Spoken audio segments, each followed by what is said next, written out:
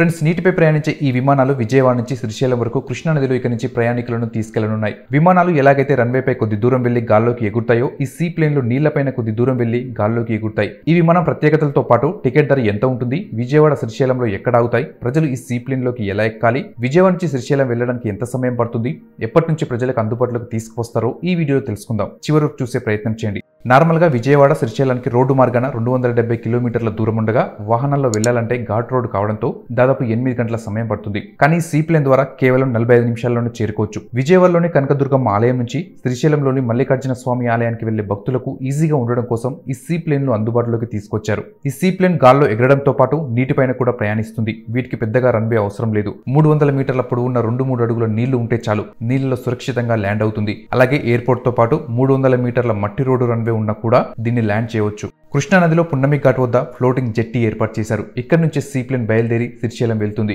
శ్రీశైలంలోని Patalaganga boating point వద్ద ఉన్న జెట్టిపై దిగేందుకు ఏర్పాట్లు చేశారు. ఈ జెట్టీల పైనుంచి సీ ప్లేన్ ను ఎక్కాల్సి ఉంటుంది. వాస్తవానికి 6 ఏళ్ల క్రితం చంద్రబాబు సీఎంగా ఉన్నప్పుడే ఈ సీ ప్లేన్ టెస్ట్ రైడ్ నిర్వహించారు. 2017 డిసెంబర్ 13న విజయవాడ కృష్ణానది తీరాన పున్నమి ఘాట్ వద్ద సీ ప్లేన్ లో చంద్రబాబు ప్రయాణించారు కూడా. అయితే 2019 మే వరకు చంద్రబాబు సీఎంగా ఉన్నప్పటికీ తర్వాత ఈ సీ ప్లేన్ ప్రస్తావన మళ్లీ వినిపించలేదు. ఇప్పుడు మళ్లీ సీఎం చంద్రబాబు ప్రారంభించి విజయవాడ నుంచి శ్రీశైలం వరకు ప్రయాణించారు.